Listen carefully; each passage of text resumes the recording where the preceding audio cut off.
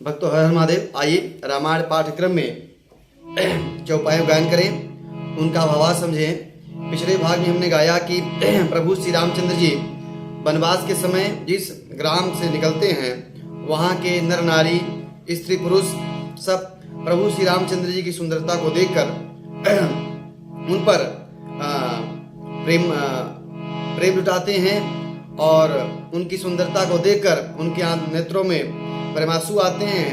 लेकिन प्रभु की सुंदरता और कोमलता देखकर और जंगल की कठोरता देखकर स्त्रियां प्रेम में अधीर हो जाती हैं और विधाता से कहती हैं कि जब विधाता ने जंगल में वास ही दिया है तो फिर रास्तों को इतना सुगम क्यों नहीं बनाया, रास्तों को फूल जैसा क्यों नहीं बना दिया।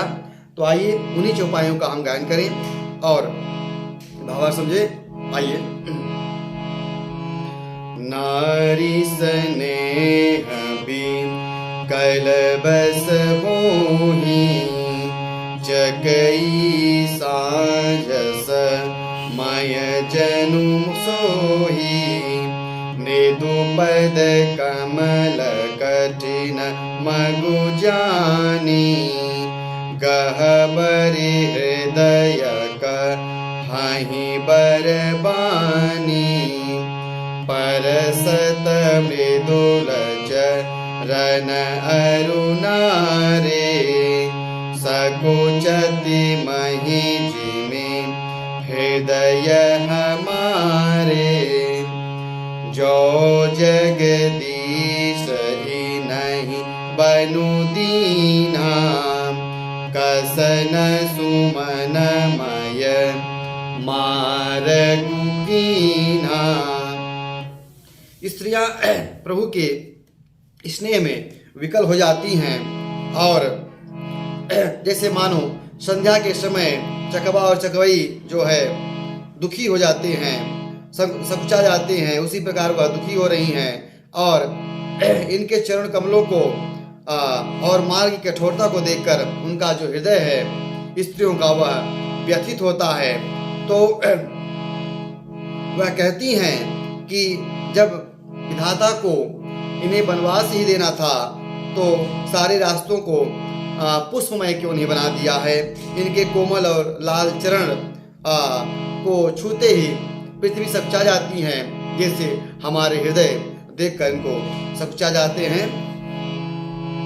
जो मागा पाई विधि पाही, ए रखी हही सखी आँखिन माही।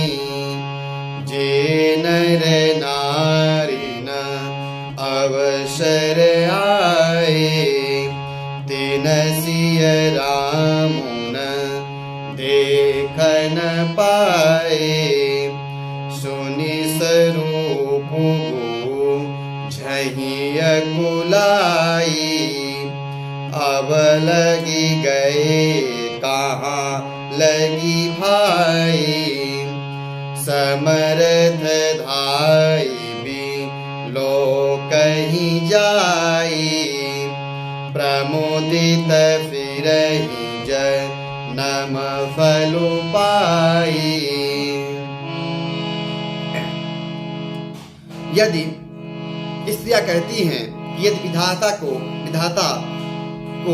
हमारे अनुरूप मांगने से कुछ देना हो, यदि विधाता कुछ देना चाहें तो हम यही मांगेंगे कि इनको हमारे आंखों में बांस मिल जाए, इनको हम अपनी आंखों में रख लें।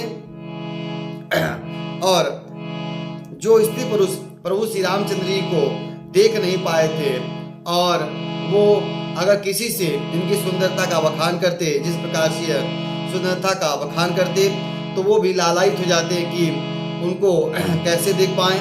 और वह पूछते हैं कि प्रभु श्री रामचंद्र जी, लक्ष्मण और माता जानकी कितने दूर तक चले गए होंगे। तो उनमें से जो सामर्थ्यवान होते, जिनके पास बल होता, तो वह दौड़कर प्रभु श्री रामचंद्र जी माता जानकी को देखने का प्रयास करते और दर्शन करने के बाद वह अपने जन्म को सुफल पाकर वहां से लौट आते। अबला बालक वृद्ध जन कर्मी जहि पछिताहि रामा।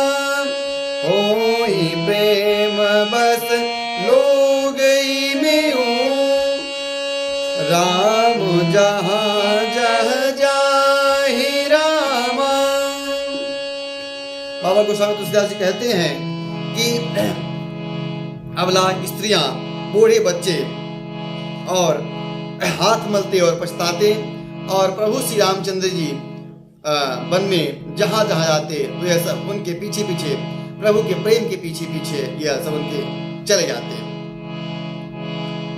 गाँव गाँव बस होई नंदू, देखी भान कुल कैरव चंदो, जे कछु समाचार सुनि पावही, तेनि परानी दोष लगावही, कहीं एक यति भल नर नाहु, दीनी हमई जोई लोचन लाहू, कहीं परस पर लोग लोगाई, बाते सरल नेह सुहाई।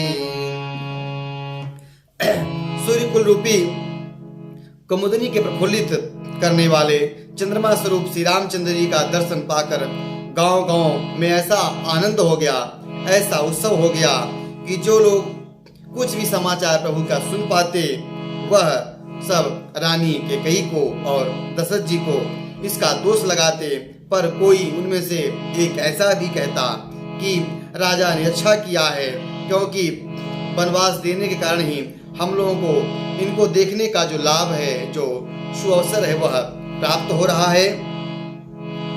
स्त्रियां पुरुष सभी आपस में सीधी और स्नेह भरी बातें सुंदर कर रहे थे। जे पे मातु धन्य जिन जाए, धन्य सो नगरुता जहाँ ते आए, धन्य सो देश शैल बन गाऊं, जहाँ जहाँ जाई धन्य सोई ठाऊं, सुख पायऊ बिरंचिर जीते, ए जेहि के सब भांति स्नेही, राम लखन पति कथा सुहाई, रही सकल मग कानन छाई। सखियां और गांव के नगरवासी आपस में बात करते कि वे माता पिता धन्य हैं जिन्होंने इनको जन्म दिया, वह देश वह नगर धन्य है जहाँ से ये आए हैं, वह पर्वत वह गांव धन्य है जहाँ इनका जन्म स्थान है, वह सभी स्थान धन्य है जहाँ जहाँ ये जाते हैं। और वह कहते हैं कि ब्रह्मा जी भी इनके पास रहने वाले जो इनसे प्रेम करते हैं, इनके स्नेही सृजन को भी रच कर काफी धन्य महसूस किए होंगे, अपने को गौरवान्वित महसूस किए होंगे। पथिक श्री रामचंद्र जी की सुंदरता सारे रास्ते में आपस में चर्चा कर रहे हैं और यह बात पूरी जंगल में छा गई है प्रभु श्री रामचंद्र जी की सुंदरता की। एहि विधि रघुकुल कमल रवि, मगलो गण सुख देत रामा, जाहि चले देखन विपिन, सिय सौमित्र समेत रामा। रकुल रूपी कमल के खिलौने, रकुल रूपी कमल के खिलाने वाले सूर्य श्री रामचंद्र जी इस प्रकार से लोगों को मार्ग में सुख देते हुए जा रहे हैं और सीता जी लक्ष्मण जी वन को देखते हुए चले जा रहे हैं।